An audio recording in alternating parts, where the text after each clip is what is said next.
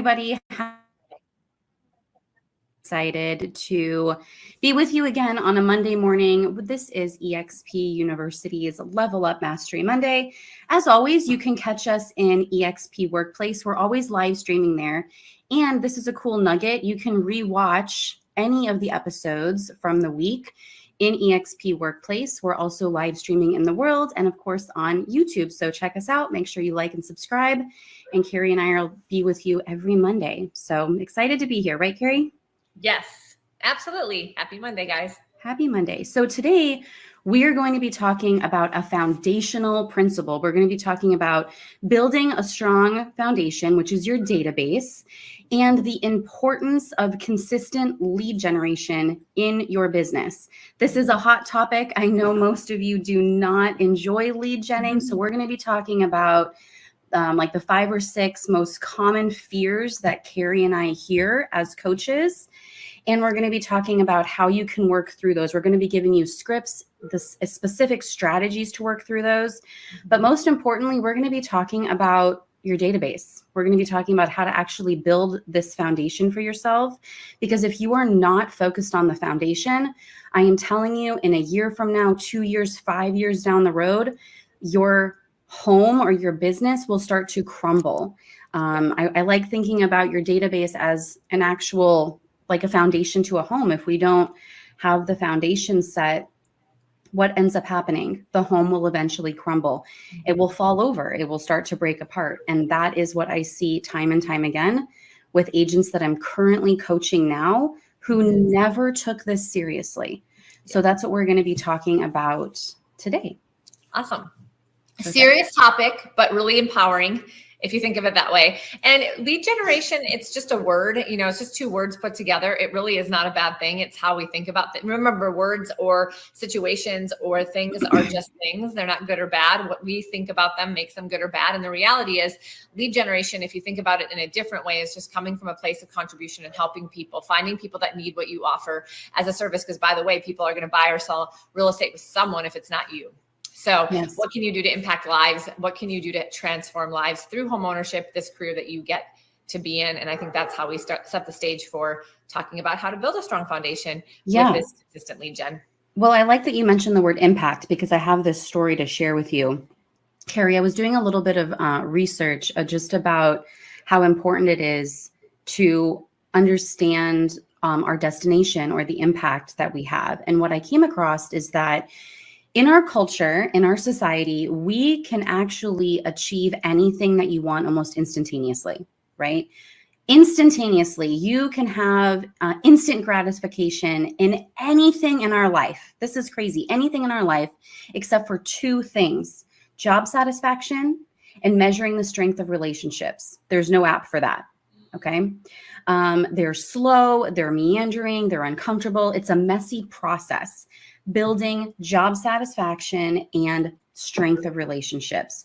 So when I meet with agents who have been in the business for under a year, I ask them, hey, how are you doing? Right? We have so many people coming into EXP. They reach out to us and I say, how are you doing? And they're like, I'm not doing good. I think I'm going to quit. And I'm like, why? You've only been in the business 8 months. And they say, because I'm not making an impact. And I think to myself, well, what kind of impact is it that they're trying to make? And so what I have found to be consistent with a lot of our newer agents is that we all want to make an impact, but we don't always see the mountain that's in front of us. So patience, love, fulfillment, skill set, confidence, these are all things that take time. These are processes that are long. And sometimes when we don't slow down to ask for help, when building our database, for example, or when we're trying to build this new skill set, when we're trying to gain confidence, we fall off the path that is the mountain. And so a lot of times what I notice is that we all see where we want to go. We all see the top of the mountain, right? We all know that we want to get there. But what we fail to see is that there is a path to get there. Now, it doesn't really matter how you get to the top of the mountain. I mean, you could fly, you can run, walk, you could, ride something up the mountain. No big deal. There's all these different paths that you can take. But Cari, what we can never forget is that we still have to go through the journey of learning. We still have to go through the journey of experiencing it so that we can build upon the skill. Mm-hmm. Right. And I feel like that is the best analogy that I can come up with when I talk about building a strong foundation for your business, which is your database. Mm-hmm. We can't forget that the database is the mountain, and there is a journey in which we have to nurture it. And it is long and it is tedious. And it actually reminds me of a book that I read when I first got into real estate called Chop Wood, Carry Water. Have you ever read that, Cari? Mm-hmm. Mm-hmm. And it reminds me of that sometimes we have to do the mundane things over and over and over again. Mm-hmm. But it's through those acts of repeating something over and over and being consistent. That's where we build our character, and in this case, our database. And our discipline. And our discipline. And our focus and our patience and all of those things totally grow when we master the boredom. And the most successful people in any industry master the boredom. We just have to stop telling ourselves that our job has to be exciting and we have to be creative every day, because we don't. In fact, that's usually what takes us off the path. So you're right. I mean, building the database and having a database, building it and adding to it is like the most critical thing. And it's sometimes we don't break it down that simply. If we just said, are we adding, or are we talking to or adding 5 people to our database every day? If we literally did that and actually had those 5 conversations a day, most of us have all the business that we would need. Most of us do not have those conversations on a daily basis or purposely add people to our database on a daily basis consistently. Real estate is a contact sport. I just did a video about this the other day. Unfortunately, a lot of agents getting into the business in the last 5 years, I think they really have a disadvantage to when I got into business 25 years ago, because I didn't have the distractions. I didn't have this false idea that people were watching my videos on social media and that was actually having a conversation with somebody. I actually had to have a conversation with somebody in order to say I did something that moved the needle forward in my business. And that's why we were able to stay a lot more focused, and we were able to stay to the foundations and the fundamentals of business. Right now, there's so many different ideas and techniques and digital marketing and YouTube and TikTok and all the things that can really, really distract us. And we can do those things all day long and not have one real estate conversation. And that's why we're not succeeding in real estate. Yeah. Well, this is an interesting question. So you not only have to earn the trust and confidence of the people in your life, but you have to make sure that you are maintaining communication with them over time. So how long, Cari, should we as agents maintain communication with our database? What's the answer to that? Forever, and unless you're not in business anymore. But even when do you stop calling a lead? People used to ask me that all the time. Well, when do you stop calling a lead? And I used to say, until they tell me to stop or they die. And I said it like that seriously, because I literally would call people and just keep calling leads. And I would be told that person had passed away. And I mean, I had those stories, and I maybe had called them for 5 years. I mean, I was always calling my database. The people in my database heard from me on a regular basis because I was making the calls to connect with people. And sometimes I would realize, wow, things have changed in those people's lives and I have to update my database. And of course, sometimes they're going to tell you not to, but here's the thing to remember.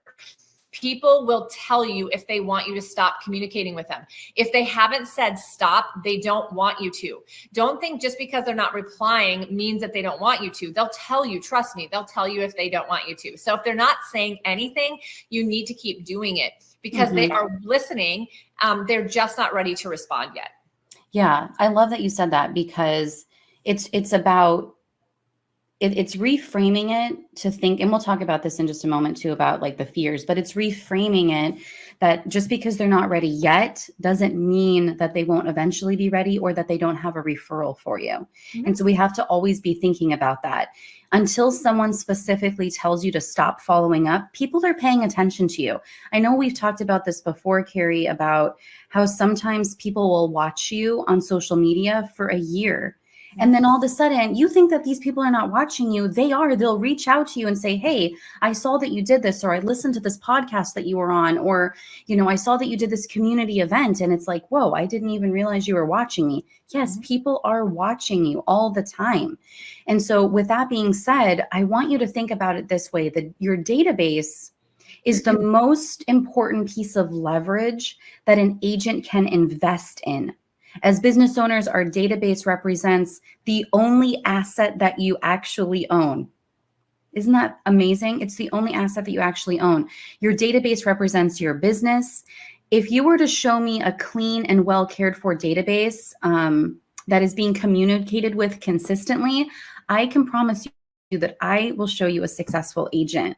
And so it really is about ensuring that the database that you're using, the CRM that you're using, please do not use a Google spreadsheet. I can not tell you how many people I've seen and they're like, oh, my database is a spreadsheet. Please stop. Please stop. We have KV Core here at EXP. Follow Up Boss is another excellent CRM that's really user-friendly. I would also recommend Brivity. That's another great CRM. Use something that aligns with you. You want it to make sure that it has advanced techniques and you can build plans. You could, managing your marketing and your communication. You want to make sure that it can be tactical for you, but you also want to make sure that you like using it. If there's something that's uncomfortable or preventing you from using the CRM that you have, stop using it. Find something that you will use, because if you like doing it, you will continue to do it. Anything else that you would add to that, Cari? You don't have to fall in love with the database to use it. You might be someone that just doesn't love databases or CRMs, but you do need to get over that, because if you're going to be successful, you have to use one. So I've had a lot of people say, I don't like it. I don't want to use it. It's not user friendly. And then, the alternative is you don't have one and you don't have a solid business. And then once they've actually just taken the time to learn a little bit at a time and make it a priority and do it every week, they actually start liking it. You usually like something once you understand it, but it takes a little bit of time to understand it. So you just need to be open to that, and you just need to use something. Most CRMs work. They only work if you work them. So that would be the only point on a CRM. So let me just take a moment to remind you, those of you who are listening, to not rush. Too often what I am seeing is that agents rush to get all the information added to their database, right? They're like, oh, just a name and a phone number, put it in there. It's fine. We'll get their email later. No, I don't want you to do that. I want you to slow down. Don't rush to get the information. Consider what you're trying to accomplish when you are putting information into the database. Make sure that you're getting someone's full name, their phone number, their email, their address. I want to make sure that everything is added correctly. I also want you to really take into consideration keeping good notes about your conversations, because when we circle back around to our leads next quarter, I want there to be good notes in there. I want you to call me and tell me as an agent, hey, Haley, last quarter we talked about your kids started a new school. How is it going for them? How's your home going?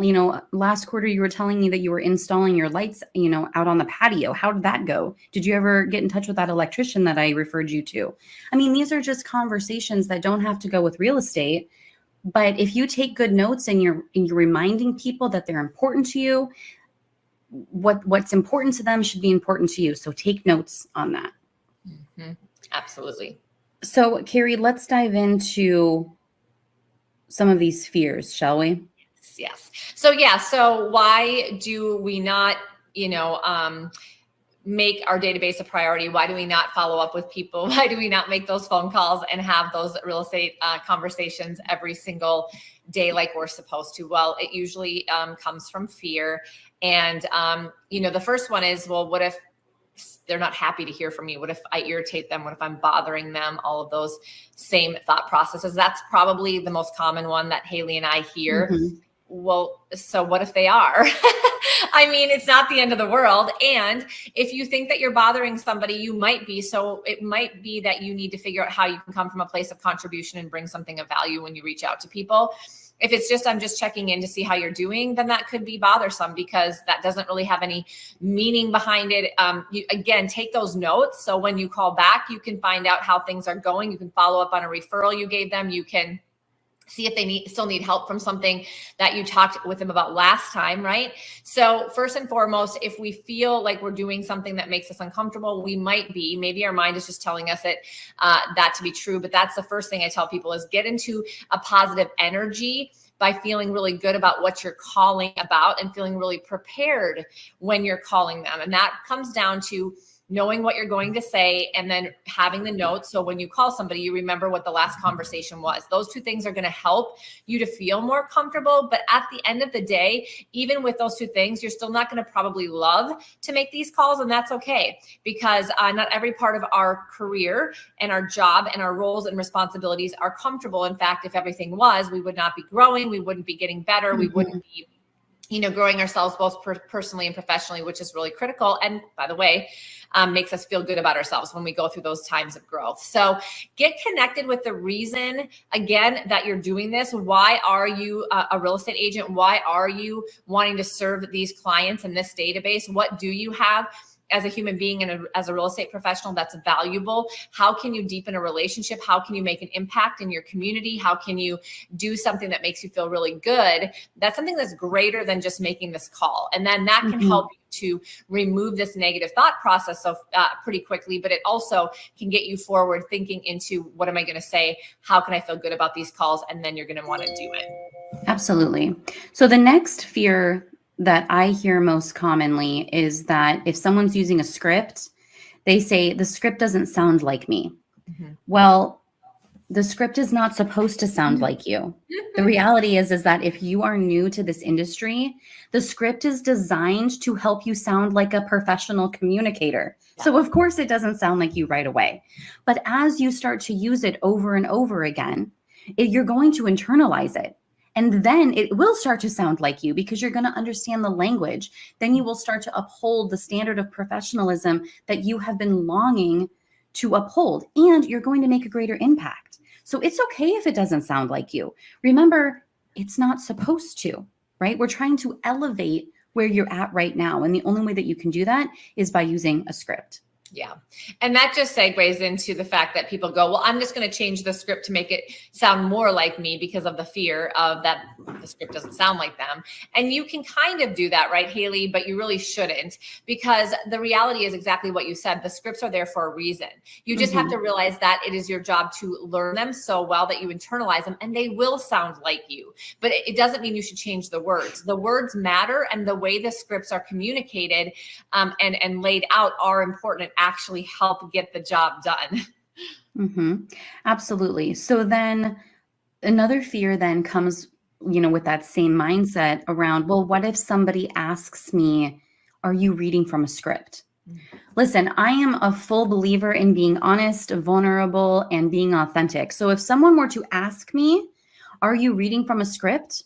I love this. This is the actual script that I use. I say, I'm glad that you asked me. I am actually reading from a script because it is important to me that I get this right for you and everyone in my community or my database, so I have an opportunity to be a professional resource for you.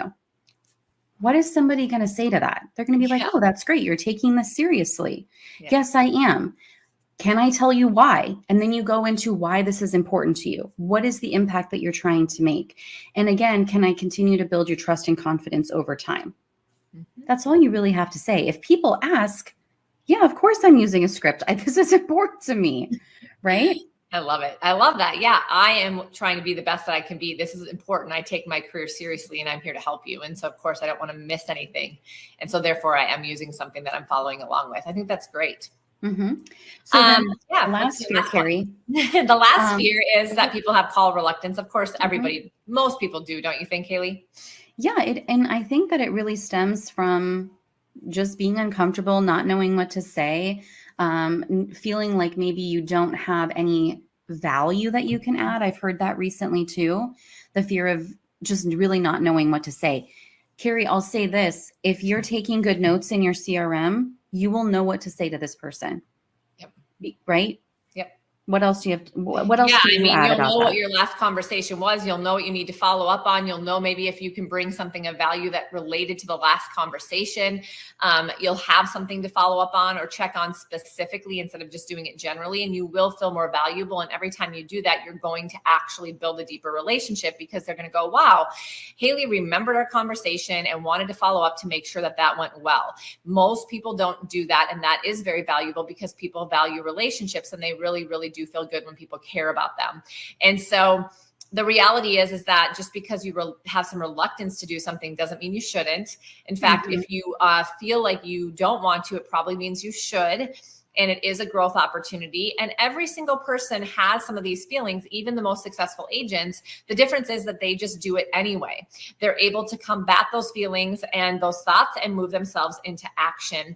And so I think one of Haley and I both believe that one of the most effective ways to overcome call reluctance is to role play. And that is something that we would encourage you to do. It's kind of going back to stop thinking that scripts are bad. Stop thinking that role playing is bad. How do we get better? We practice in any profession, in any sport. If you're not practicing, how do you get better? You don't. Yeah. And so that's really important, right, Haley? Yeah. And for me, it was always the reason why I would role play. And I'm telling you, it for me, it never really got comfortable because you're in front of your team. There's 15 of us. And as director of lead generation, they would come to me and just throw me every single objection that humanly possible. And it would just be like like almost like a popcorn, like this person would go and then this person would go. And then I was like so overwhelmed. It wasn't like it got easier. You just got used to it. But the more I practiced different objections, the better I became at communicating. And so even if I made a mistake, I'd rather make a mistake with my team and say something, ignorant or not politically correct or something, or be like, God damn it. Like I'd rather do that with my teammates than be on the phone with somebody and just not know what to say. Yeah, we don't want to practice on our prospective clients. That's for sure. I think that's a good point, Haley. So get comfortable being uncomfortable with the people you trust, right? That's the point here. Yeah, put yourself in a vulnerable position with people that you trust and practice. And then when you practice, you will get more confidence and you will get better. And then you're not practicing on people that could actually hire you and you won't be losing money. Yeah. So the biggest key here is you can't allow yourself to talk yourself out of success, right, Haley? Absolutely. So I hope that this was helpful for you all. Please continue to reach out to Cari and I if you have any questions. We love chatting with you guys. Find us on Workplace. You can find us on Facebook or Instagram. And it's been really exciting, honestly, connecting with so many of the viewers and just understanding where your journey is, how we can support you. So thank you guys. Great to be here with you guys. Happy Monday. Have a great week. Good morning, friends. Please, round of applause for Cari and Haley. As always, another wonderful Mastery Monday session. And my friends, we are going to roll on this Monday. Next up, we are talking to Jeff Dickinson. Now, Jeff is bringing us a topic that I think is a little out of the box and very interesting. So without any further ado, let's toss it over to Jeff Dickinson to talk about generating leads in the workplace. My name is Jeff Dickinson with eXp Realty. I've been with eXp for, almost 6 years. Actually just got awarded my 6th Icon Award a couple weeks ago. So excited about that and just so thrilled to have the opportunity to be with you today and to share a concept that is really passionate for me. Which is called corporate affinity marketing. So a little bit about my journey. I've been practicing real estate for 39 years. I got my license while I was in college. I'm from Seattle, Washington, by the way, and came out of college and had the opportunity to get into the recreation side of real estate. By developing resort communities up and down the West Coast. So started over in a place called Lake Chelan, which is about 3 hours east of Seattle. Built a resort there, and over a 23-year career, built 17 award-winning resorts from Whistler, BC, down to Washington, Oregon, California, and over into Arizona. Stopped developing in 2005. All of my resorts had a timeshare component, and I just felt that everybody had been beaten up with a timeshare presentation, and it was time to move on and reinvent myself. So came back to Seattle, where I'm from, and decided to get into residential real estate. And so my corporate affinity journey and my lead generation prowess really began in 2006. I was sitting early in my career there at Starbucks, looking out the window at about 1 o'clock in the afternoon, and said, I've been living out of town for 23 years. What clients am I going to be able to serve? Some of my friends had passed away in their 40s. I had been living out of town for so many years, so I didn't really have a good sphere of influence. I thought, man, I'm in a little trouble here. So looking out the window at 1 o'clock, just the light bulb went off. I said, where are my clients? And it was my clients are at the workplace. So I'm going to just dedicate my career to finding ways of marketing to clients at the workplace. And so a few days later, I happened to be playing golf, which I don't do very often or very well. And I got teamed up with a lady that happened to be the HR manager for a little company called Boeing. Maybe you've heard of it. So they, at the time, had 153,000 employees. I asked Pat Landman, my contact there, does Boeing have any benefit program? And she said, no, we've looked at a couple. We were just about to execute one with Coldwell Banker. We decided not to. So I said, Pat, I'd love to present one. I was with Remax at the time, and she says, hey, that would be great. But she says, time out. It just can't be you. You understand we have 153,000 employees. So I went back, formed a team of agents that would represent Boeing, and she approved the program. The program started off really small, but then it grew quite rapidly, to a point where it was generating about 600 local transactions, about 80% buyers, 20% sellers.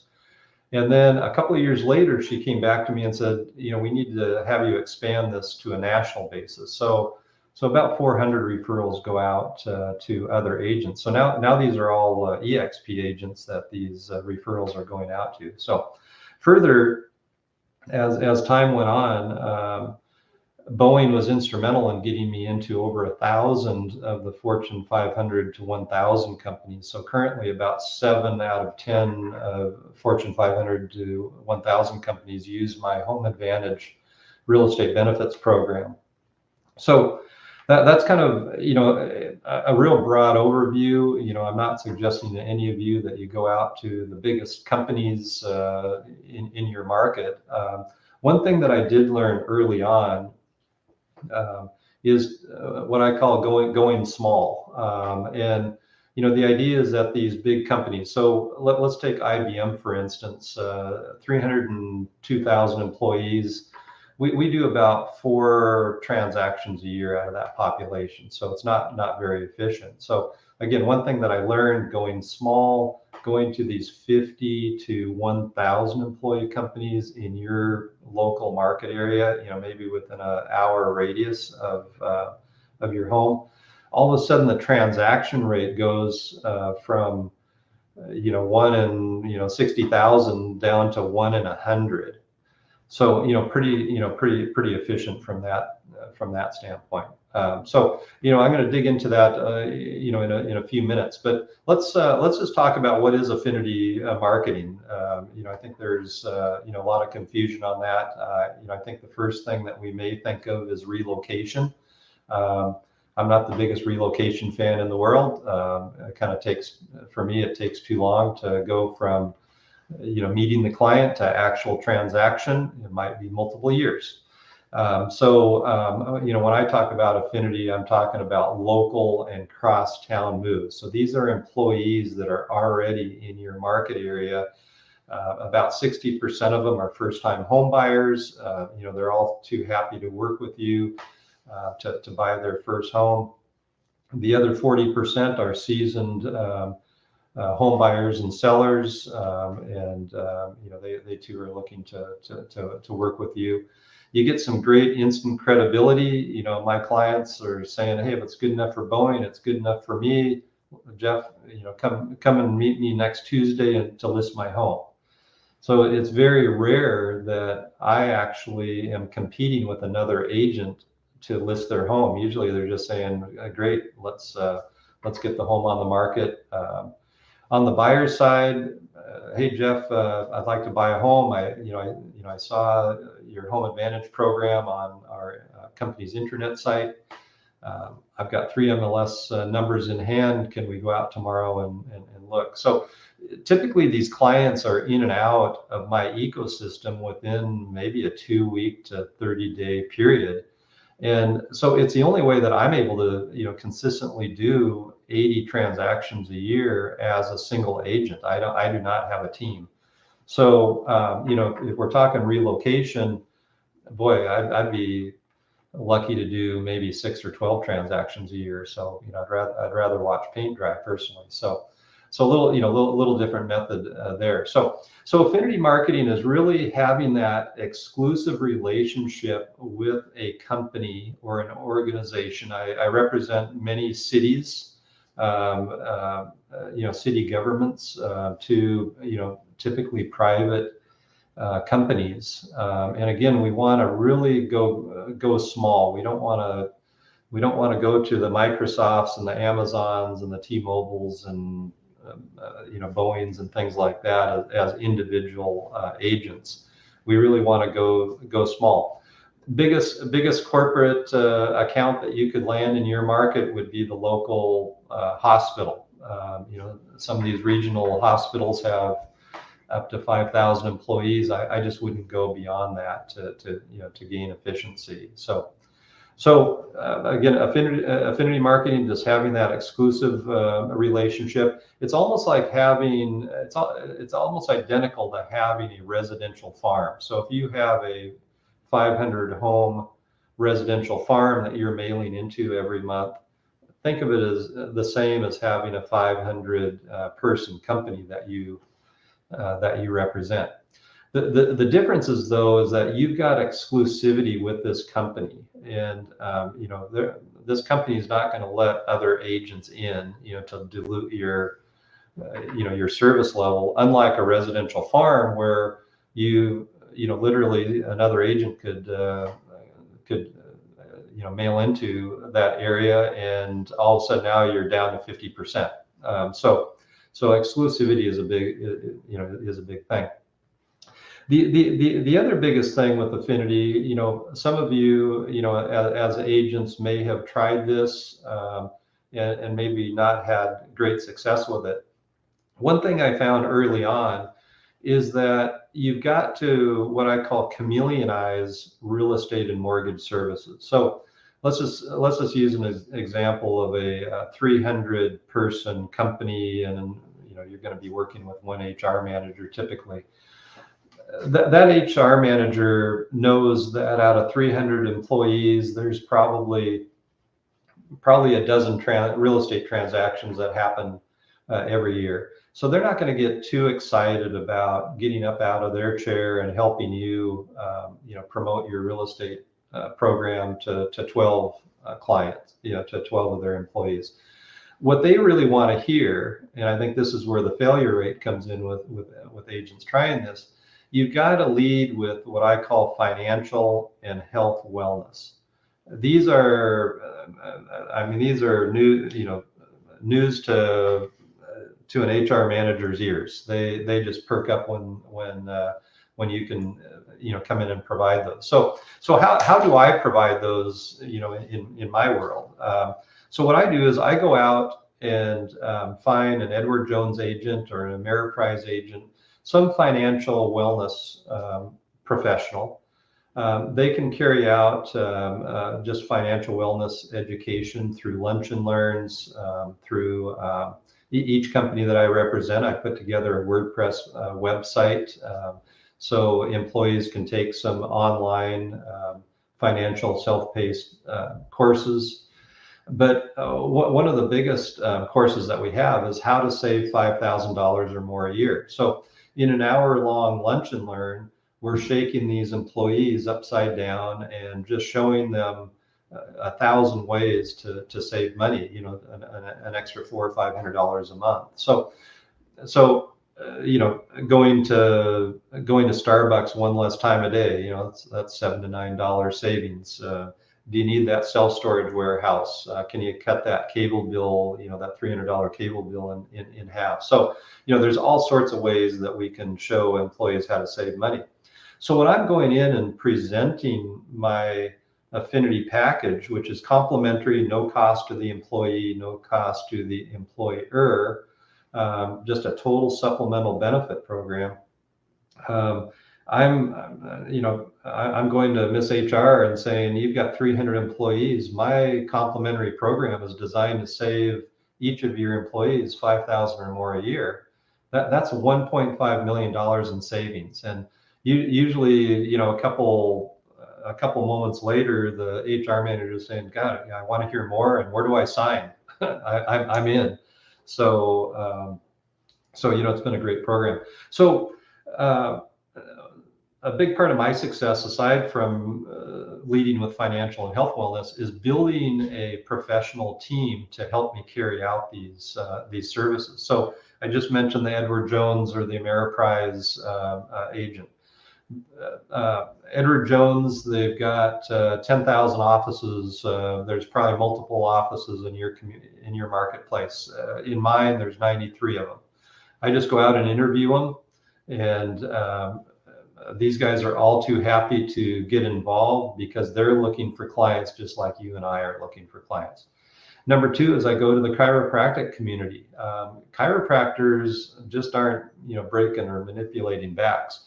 They're taught in their education to get into corporates to generate clients, number one. Number two is that they tend to be a little more holistic. So they're all too happy to go and put a lunch and learn together on 15 ways of living a healthier life, living to 100. So right now I've got 35 templated lunch and learns. In the typical company, I'm giving 4 to 6 a year. So I've got like 3 or 4 years worth of content, built in without having to be redundant. So these are just some of the ideals that are just really important that I've found in my success. I'll interview an attorney. They can come in and do some build a will seminar. There's so many people, so many employees that don't have estate planning put together, so they can go in and do an hour-long lunch and learn on that. I'll certainly bring my favorite mortgage rep or mortgage reps in. And so one of the concepts I use is what I call, or what is called Dunbar's Law. So Dunbar theorized that each of us know 250 people. So imagine if you know 250 people, your chiropractor, your financial wellness, your attorney and mortgage rep know 250 people. Now you've got 1,250 people to draw on. And affinity marketing is really all about who you know and who you know that knows of a key employee, business owner, or manager of a company with 50 to 1,000 employees. You got to get the bear hug around these employees. They need to get to know, like, and trust you. No different than the way we conduct business, right? Those are the 3 biggest words, in our industry. And the fourth thing is that they're just getting credibility because in their mind they're saying, hey, if the company must have checked you out. So if it's good enough for the company, it's good enough for me. Let's go buy and sell houses. So now you've got this sphere of influence of 1,250 people from this professional group that you've put together. You sit down, over coffee, and you just think, all of you just think of who you know that knows. And I guarantee you, if you do that, you're going to come up with easily a list of 50. There's going to be brothers, fraternity and sorority, brothers and sisters, friends, relatives, neighbors that are key employees. So what is a key employee? Someone that's been at the workplace for a year or more. They probably know the HR manager and business manager. Certainly, they probably have regular interaction with the HR manager. And third is business owners. Just absolutely eat this up. So the idea is that we're not cold calling. I'm not going through the front door cold calling these 50 to 1,000 companies in my market area. I'm relying on the key employee, business owner, or manager to make the appointment. So let's say the key employee, I'll just call them up. This could be someone that your mortgage rep did a transaction with 3 months ago. They're going through their 1003 loan applications. They know exactly what each of their clients do for a living. And Edward Jones agents know exactly what each of their clients did. Chiropractors, maybe not so much, but easy to ask. And maybe they pick that up in Chitty Chat. But what we do is we just reach out to them and say, hey, I've got this really great program.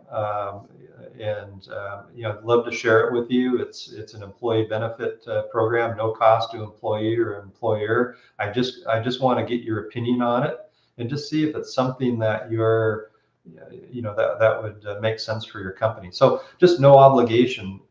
So I go and sit with them for coffee, share with them. I've never been turned down yet. This is having dozens and dozens of these conversations or coffee meets.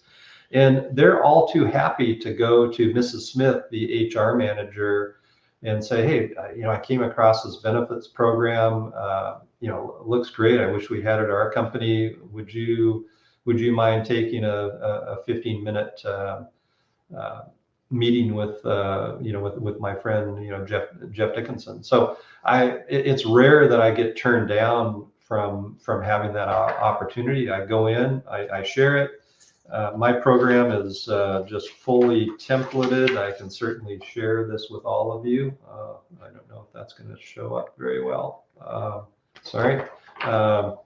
We can put it up on the screen, but that was an employee brochure. So, we can just lay out the whole financial wellness, real estate, and mortgage benefit program for these companies. Second part of this, maybe a question that comes to mind is this all about discounting? And I'm going to say no. It's all about education.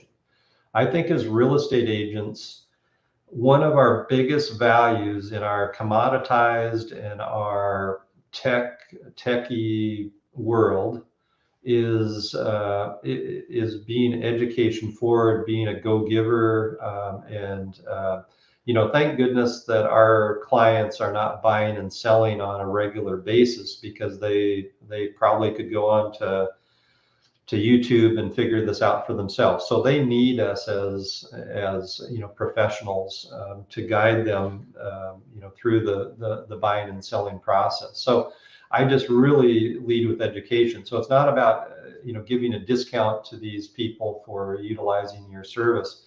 These employees are all too happy to use your service because you've given your time and effort to go in the workplace to get to know them. It gets down to that know, like, and trust factor again, and they're all too happy to work with you. So within a 300-person company, you're going to do 3 transactions a year, and I've operated this in the worst of times and in the best of times. And in the worst of times, you're going to do 3 transactions per year. You might be doing a short sale or distressed property representation or two, but you're still doing transactions. So when I was at Remax prior to EXP, I was in a 42-person office. 2007, late 2007 rolled around, and all of a sudden someone turned the lights off. I was the only one in the office where my numbers were going up like 40% a year, because I was just focused on doing corporate affinity representation. These other agents were just falling, off the vine. That office actually eventually closed and got consolidated with another Remax office because they just didn't have the volume. I was the only kind of their top producer, and I guarantee you this works in the best of times, in the worst of times. Other things to look at, and what was amazing to me, from that 1 o'clock Starbucks coffee epiphany I had, was all the attributes that affinity marketing has built in. I didn't even know many of these, from the get-go. So let's go over that list a little bit. So first of all, these are W-2 wage earners. They're stable. Typically, no matter what the economy is doing, their company's still alive and doing well. So they're very stable employees. Number two is it's rare to have any credit issues with these people. Again, they're just like the mortgage rep's dream. So they're teed up, ready to go. Third is that you've got absolute exclusivity within this employee group. So you're not worried about another agent coming in and raining on your parade. So you just have to get known within just awareness. You gotta make sure that your benefits program is made aware of as many employees as possible. Number four is you've got that built-in credibility. Again, if it's good enough for the widget company, it's good enough for me. Let's go buy or sell a home. Another attribute is that it's literally no cost. I say facetiously, it's the cost of a hoagie roll. So when I'm doing an every other month lunch and learn on some topic, whether it's disaster preparation, whether it's real estate buying and selling in today's market, or living to 100, how to save $5,000. I'm always putting a dispositional survey in front of them. So I'm picking up their name, address, phone number, email address. Are they a homeowner? Are they a renter? Are you looking to buy, sell, refinance? What are your psychographics? Do you enjoy traveling? Do you enjoy sports? Because we're building sports teams within this company. There's a national company that I plug and play with. They have 11 templated sports, and so I'm building sports teams within this company. We're doing the 4 to 6 lunch and learn, so I'm getting pretty good access to these employees. We might do a seasonal barbecue out in the back, so we're engaging employees that way. We might do a little benefits fair, so I'm bringing all my professional partners in, and they're able to put a 10 by 10 booth together and get access to employees. We have employee brochures. We have lunchroom posters. We have a website dedicated to each company, and I can share these templated templates with you. So we'll put a link up for those templates. Some other attributes. Business regenerates itself every single year. So, it might not sound too exciting to represent 300 employees and just be doing 3 transactions a year, but imagine stringing 2,000 employees and waking up January 1st every year. Now you're doing 20 transactions a year. So, we know to Icon at EXP that you need to do 20 transactions and then you need to cap and then do another 20 transactions on top of that. So let's just say 27 to 30 transactions, depending on which market. So you could build your affinity program to aspire to icon. Maybe you're doing 6 transactions now. So let's just figure out you need 2,000 employees. That might be at 6 companies in your market, and build your professional team. Go out and interview these people. Another attribute is that these professional partners are just naturally going to refer you business, just as you're going to refer them business. So you've literally created your own LaTip group, or your own little mini Rotary, as I call it, without obligation to refer to each other, but it's really leveraging off the sphere of influence that each of these professional partners have, and that there's just no substitute to doing that. So kind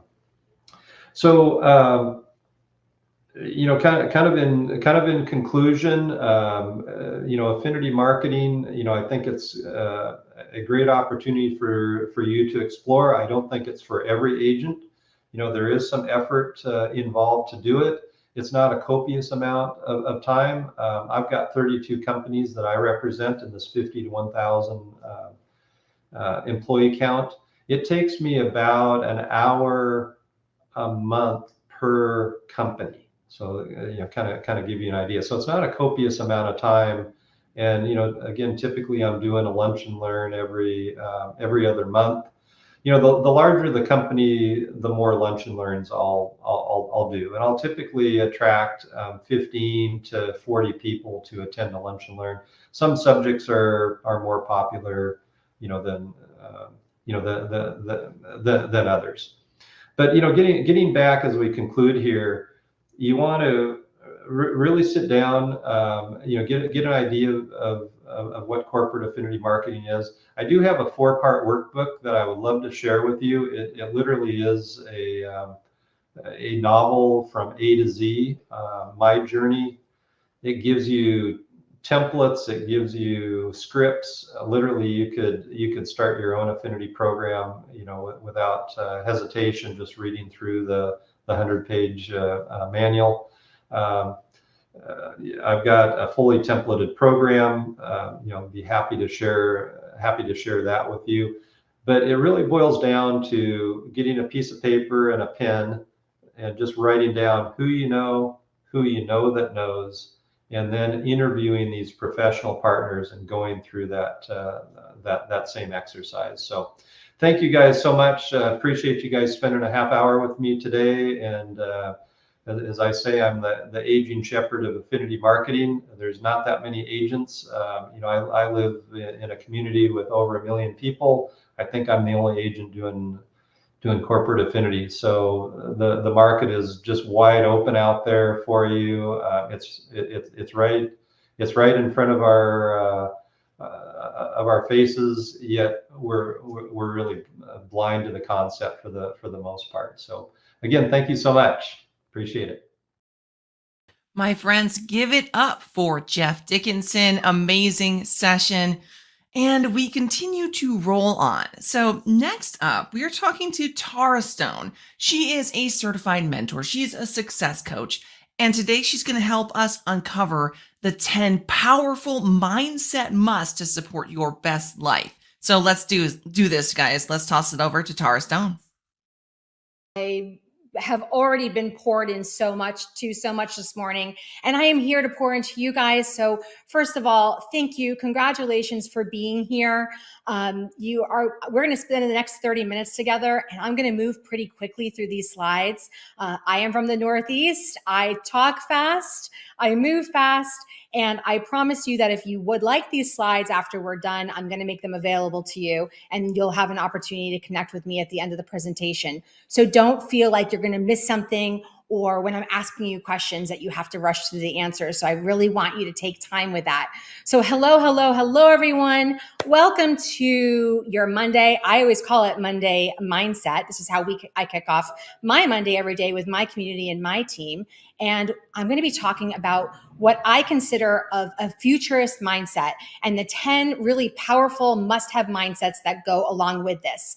And what's so cool is that everyone that's been speaking and presenting this morning has been using the same words, the same concepts that I'm going to be bringing here. So it's just validation that these work, these mindsets work. And let me tell you, they work in any market. It doesn't matter if the market is up, down, sideways. If you can adopt strong mindsets, it doesn't matter what the market's throwing at you, because you are going to power through to that compelling future that you are building for yourself. So let's just go ahead and jump right in. And Randy, thank you for getting these slides up. We're going to move fast. Let's see if I can move through them. I can. Yes. So first, let's start with why mindset. Like, why are we talking about mindset today? Your mindset radically affects the course of your life. There's overwhelming research that the way you think about yourself and the world around you can drastically change the way you learn, how you handle stress, how you create success, your resilience, and how your immune system functions. Who doesn't want a strong immune system? So your mindset can be one of two things. You can either have a fixed mindset or a growth mindset. And a fixed mindset just means that you believe that your learning potential is predetermined by your genes, by your background, by your opportunities. If you have a fixed mindset, you might think thoughts like, I'm not good at public speaking, so I should avoid it.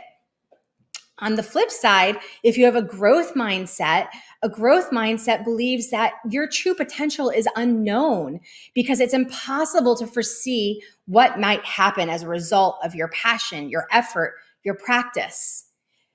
A growth mindset, you're going to appreciate the challenges because you see them as opportunities for personal growth. Someone with a growth mindset might say, I'm not good at public speaking, so I need to get myself involved with a speaker's workshop, right? You know that there's potential to become better, to move past your limitations. So I'm going to ask you right now, do you have a fixed mindset or a growth mindset? And I'm going to challenge you to spend the next 20-something minutes and the rest of this amazing morning with a growth mindset. So again, these mindsets are good for any market. So grab your pen and paper, and here we go. So first, we're going to start with being a lifelong learner. What does that mean? Sherry just talked about that learning. You're seeking the endless thrill and insatiable appetite for new information. So many studies have confirmed that it's not intelligence that creates expertise, but it's effort and practice, aka commitment and hard work. How many times have we heard the word commitment this morning? Successful people devote hours to purposefully practicing, tackling tasks beyond your current level of competence and comfort, observing what the results are and making adjustments. So we already know that there's no limitations to what we can learn. The brain is a muscle. It gets stronger the more we use it. You create new neurotransmissions in your brain and new connections by continuing to learn. So I want to ask you this: where are you investing in yourself? I use a 10% rule. If you want to make $100,000 a year, you should be taking 10% of that and reinvesting that back into yourself through continuing education, through getting to conventions like EXPCon, to getting into places that you are going to grow and learn. So use that 10% rule. If it's $100,000, that's $10,000. If you want to make $200,000, that's $20,000, and so on. Where are you investing in yourself? Where have you said to yourself, oh, I don't have the money, I want to do this, but I don't have the money or I can't make the time? If you're not investing in yourself, you cannot continue to be a lifelong learner. So here's the question prompt here. In the end, what's the story you want to be able to tell about your life? Who do you need to become to tell this story? And what do you need to learn to become this person? So go ahead and write those answers down to the questions that I just asked you and commit to taking action to what you need to learn. The next is being a lifelong unlearner. Okay, what, Tara? You just talked to us about being a lifelong learner. Being a lifelong unlearner is the awareness to define what is no longer serving you and the willingness to let that go.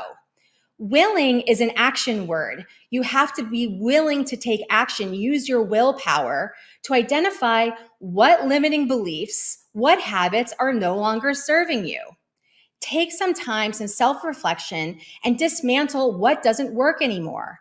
Often we take things in as truths, something that you may have been told as a child that really never belonged to you anyway, but you adopted it in, you took it in, and it's holding you back now. And it's time to release it. So ask yourself, what limiting beliefs are holding you back? What would your life and business look like if you unlearned or released these beliefs or habits? So there's an action there. Go ahead, think about that. Write down one limiting belief and one habit that's no longer serving you. Ask yourself, how can you reframe this? How can you take this belief and make it empowering for yourself? What habit must you create to replace the old habit, the one that's no longer serving you? And I love this quote. It ain't what you know that gets you in trouble. It's what you know for sure that just ain't so. From Mark Twain. So what is it that you are holding on to so hard that is just no longer serving you? It was never a truth, but somehow you adopted it that way. Or maybe it's an old version of you and it's time to let that go. This is the time to be that unlearner. Next is being comfortable, getting comfortable, being uncomfortable. How many times have we heard this?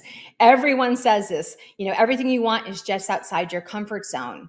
Well, people with this mindset consistently put themselves in situations that don't feel good, but they know it's going to enable them to grow. And here's the key.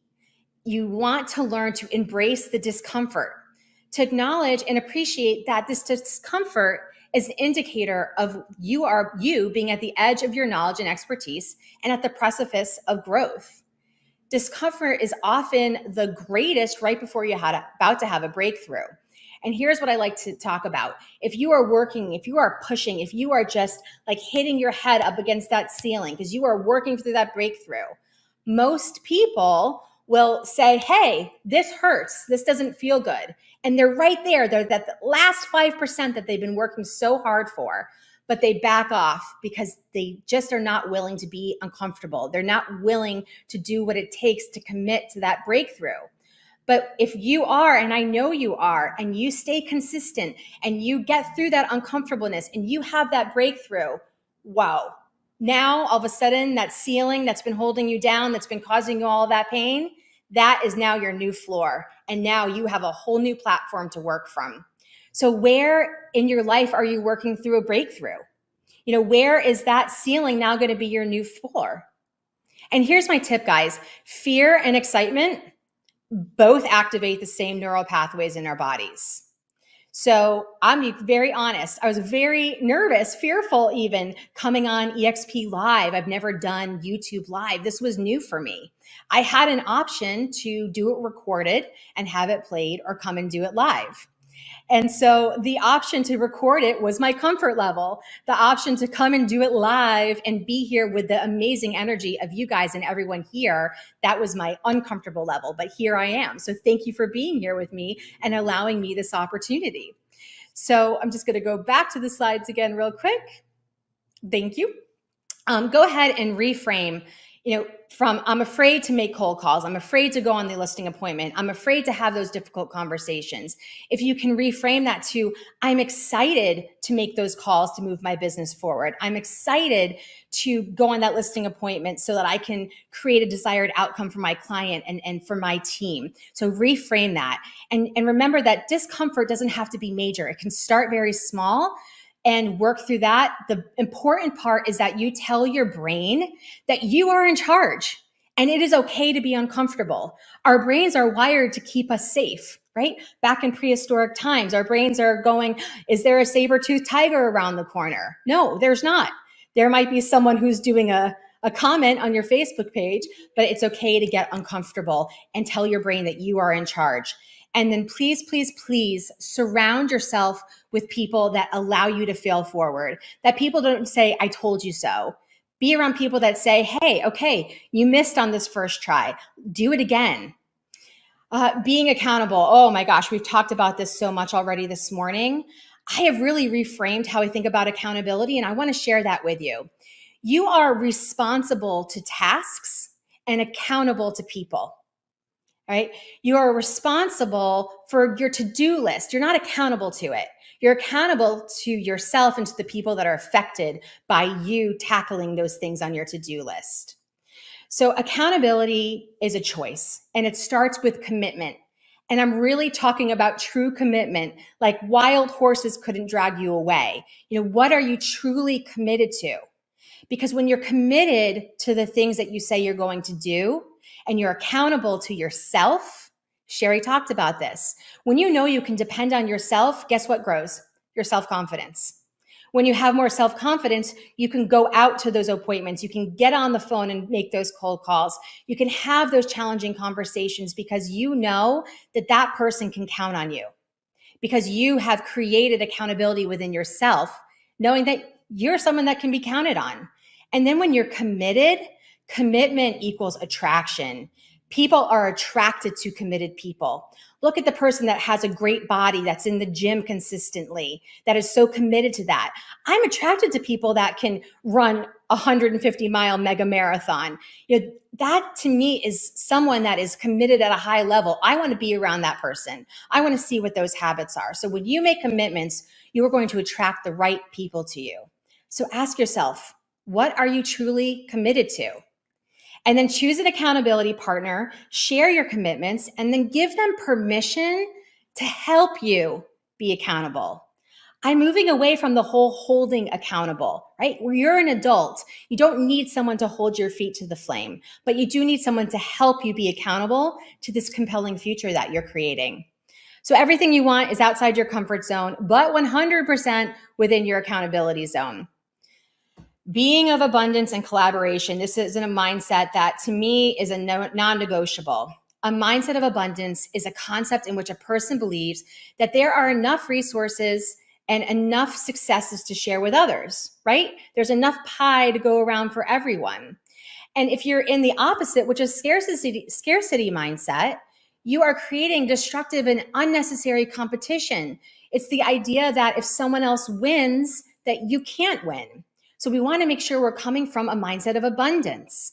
If you're with EXP or you're here right now, everyone here showing up is of abundance. They are sharing what makes them successful. They are sharing what they do on a daily basis, down to very specific systems, tools, and leverage, because they believe that together we can all win. And why I put collaboration here is because there are no lone millionaires. We always say it takes a village to raise a child. I think it takes a village to support a successful entrepreneur. You've got to find your tribe. You've got to come to the table, be confident in what you're bringing to the table. Make sure that the people around you have integrity, that they want you to win just as much as you want them to win. And then not only appreciate, but seek out people that are different than you, people that have different strengths. If you just surround yourself with people that are like you, you're going to have some great conversations and probably make each other feel really great, but you're not going to be able to really dig into where your weak spots are. And please, please, please, no islands of solitude. If you ever found yourself really kicking butt as an entrepreneur, but just working on this island of solitude and just kind of shouldering everything yourself, do not do that. We have so much around, so much that you can connect to and be poured into. So here, where in my life are my thoughts based in fear and scarcity? Ask that question. Where is fear holding you back? What are you not sharing because you're fearful or you're worried that someone else might take it and have success with it and then you won't be able to? And then what do you need to do to shift to a mindset of abundance? So again, make sure that you are aligning yourself with the people that you need to be around. What rooms are you going to be in for the rest of 2022? Hello, EXPCon. If you are not putting yourself in that room, what are you doing? Where do you want to be for the next 3 months? And then 2023, make it part of your business plan. What events, what rooms, what masterminds, what coaches, who do you need around you? And Louise Hay has a beautiful inspiration there. I'm not going to take the time to read it because I know I'm going over time, but go ahead and go back to the slides, read through it, make it your own, but just know that there is plenty for all of us. Being of empathy. I'm going to take a breath here for a second because I want you guys to think about, what if this world was just 5% kinder? What if everyone in this world was just 5% kinder? what kind of world would that look like? Is that a world that you want to live in, that you want your children to live in and your grandchildren to live in as we look towards the future?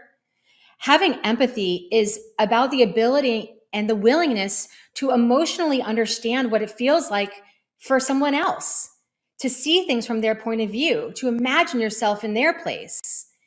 It's like a first-time home buyer or someone selling their home. They don't know all the things that you know. They don't have the language, the verbiage that you're used to hearing. This is all new to them. If you can put yourself in your client's position and really understand it from their point of view, you will communicate and approach them differently. If you have a team and you're working with team members and they're having challenges, if you don't understand what they're going through, what they're feeling, what filter they're seeing this world through, can you truly ever really impact them and help motivate them, to help tap into what motivates them? So you must care about something more than yourself, whether it's someone else, whether it's the whole world, your community, your pets, your plants. It has to be bigger than you. And that's what empathy is about. And I want to move away from always be closing. Yes, we want to close. Yes, we want to make money. Yes, we want to fund our best lives. But I want to move away from always be closing to always be connecting. Are you really connecting with the people around you? Who do you need to be listening more to? And I'm talking about active listening. Who would benefit if you listened more and really dug into your people? And that's the action step here. Go ahead, sit down with a team member, a colleague, a friend, a stranger. Find 3 great questions that you love, ask them, and then actively listen. There's a resource here. Forbes has a great article on empathy and leadership. You can click on that when you get the slides later. And then, of course, there's a quote from Brene Brown. I just really love Brene Brown, so you guys can dig into her. Be authentically you. So authenticity is being true to yourself and living according to your core values. So first you have to identify what your core values are, and then you have to make sure that you're living by them. And it's crucial to do this. You cannot be inauthentic and expect people to follow you. So being authentic requires courage, and you cannot have courage without being vulnerable. So by being vulnerable, you may lose some clients. You may lose some friends. You may lose some followers by being your authentic self. However, the goal here is to surround yourself with people whose eyes light up when you walk into the room, when the true you walks into the room, the person that is just operating from their soul, their heart, and just resonating out. It's scary to step into your authenticity. It can be scary. However, it's exhausting to try to keep up with being someone that you're not. It's just not sustainable. And then what happens is you start attracting clients that want that person that you're really not, and then you're not happy in those relationships. So one of the biggest things from this slide right here is that I want to give you permission right now to be authentically you. There's something in us that we need to either give ourselves the permission or we need someone else to give us that permission. So I am giving you that permission right now to be authentically yourself. Be authentically yourself so much that everyone around you feels safe to be themselves as well. Now, that doesn't mean you don't, make some little twists and changes for the short term if you're working with someone that you need to make an adjustment for, but making sure that you are always in alignment with your core values. And Brene Brown, you either walk inside your story and own it, or you stand outside your story and you hustle for your own worthiness. I think that word hustle is way overrated. The neon hustle signs. I don't want to keep hustling. I want peace. I want to have impact. What do you want? Next, guys, is being in gratitude. Gratitude is just the conscious habit of expressing appreciation in your life.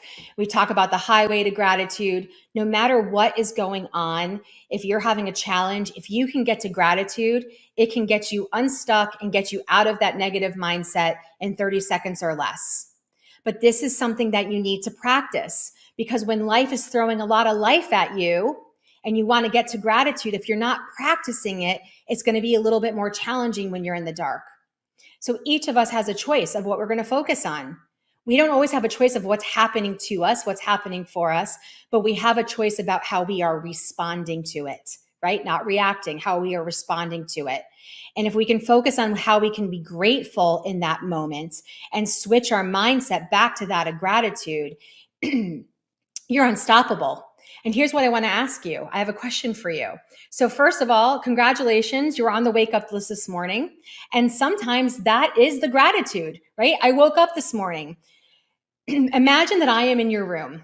Not weird.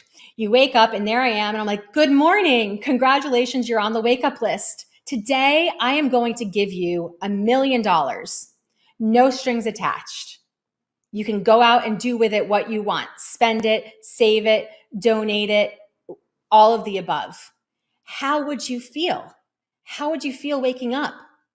Would you jump out of bed? Would you be excited about what you can do today? What if the next morning you woke up and there I was again? Good morning. Congratulations. You're on the wake up list. Today, I am going to give you $10 million. But if you take it, you cannot wake up again.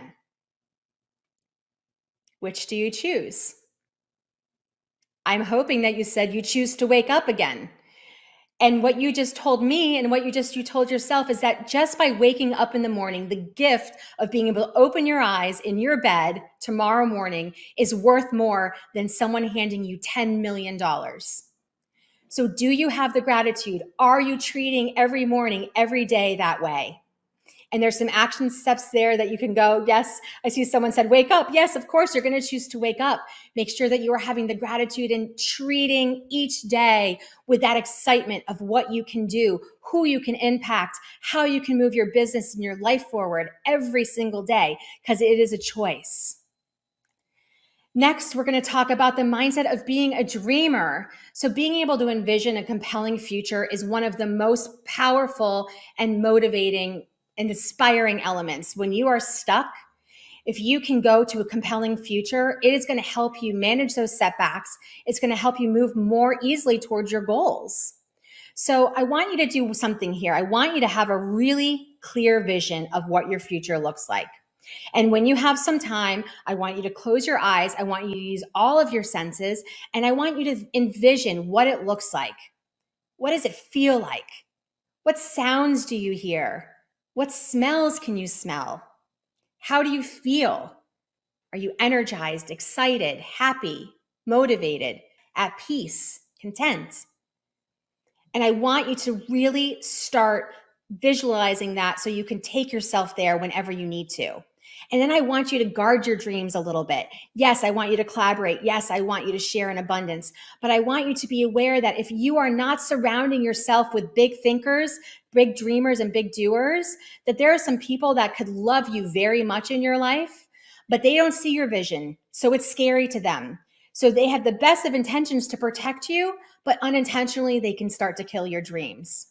So make sure that you are sharing your dreams with people that don't necessarily have to see your same vision, but they believe in you and they're going to hold you up and they're going to support you in making that dream a reality. So build that compelling future and then go out there and start to touch it. And what I mean by that is if you want to be $1 million agent, but you don't have any $1 million listings yet, go out there, go and preview the $1 million listings. Go to the masterminds, go to the luxury summits. You might feel like you don't belong in the room yet, but you do belong there. If that's what you are working towards, you need to get out there and immerse yourself in it. You can't just hope for it. If you want to be a speaker, go to EXPCon and go stand on that stage before the presentation starts.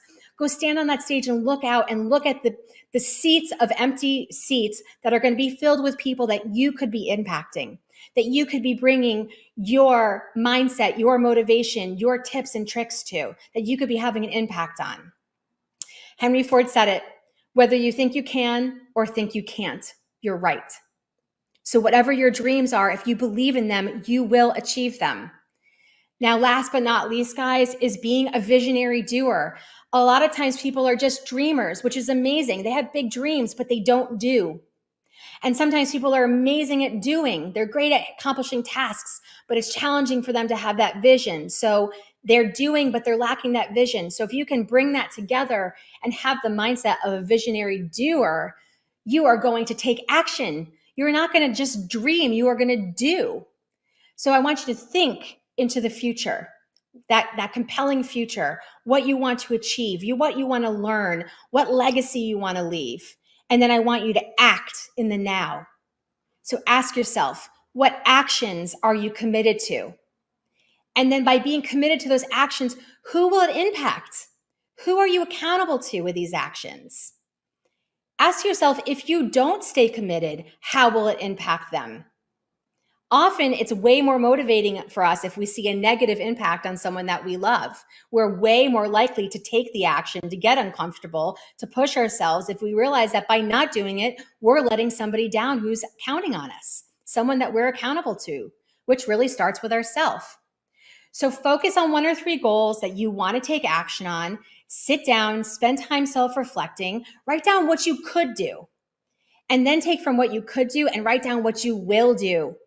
Then decide who is on this journey with you. Fill them in on your vision. Let them know what your commitments are. Give them permission to help you be accountable to your compelling future. Now, you're going to have to get crystal clear. You're going to have to really be honest with yourself about where you're at right now and where you want to go. And you're here, and this is where you want to go. And we call that bridging the gap in coaching. So if you don't have 100% clarity about where you want to go or even where you're at right now, that's okay, because you can pour into jumping onto the level up, the multitudes of hours of where EXP is pouring into you. Jump into the YouTube channels of people that inspire you. Get a coach, get an accountability partner, find a group to mastermind with, because it's not okay to not do something about it. It's not okay for you to not live to your highest potential, because not only are you letting yourself down, you're leaving a legacy behind that you could have been made so powerful for the people that already trust you and depend on you. So if you want something you have never had, you must be willing, action, to do something you've never done. Thomas Jefferson. And I added in there consistently. You have to consistently take action. If you want something more than you have right now, you're going to have to be a different person. You're going to have to do learning. You're going to have to do unlearning. You're going to have to come from abundance and collaboration. You're going to have to dream about it. You're going to have to do. You're going to have to take action. And if you can do that while making it about something larger than yourself, i.e. empathy, unstoppable, guys. You are going to be unstoppable. And that is the group that I want to be a part of. So the future is yours. This is your mission. Should you decide to accept it, adopt one mindset or adopt them all. Commit to at least one action that you just heard and that you just said to yourself in the last 30 minutes. Spend time reflecting on your answers to the questions here. Find your people. Find who's supporting you on this journey, who's missing, who needs to exit stage right, and who needs to come in. Then decide, what changes in your life today? Who is the person that you need to become to reach your dreams, to be that visionary doer? And then finally, have fun. What is future without fun? We have to celebrate the big wins and the little wins. You guys are doing amazing things daily. Are you remembering to celebrate them? Are you remembering just to stop and breathe and take it in for a second? Celebrate, celebrate, celebrate, and celebrate with those around you.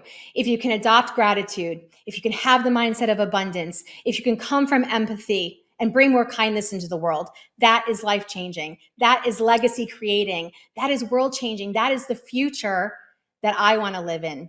That is the future that we are all creating together, that EXP is giving this amazing platform for us to connect with and collaborate and build from. And there's a Seneca quote, as is a tale, so is life. Not how long it is, but how good it is what matters. So how good is your life?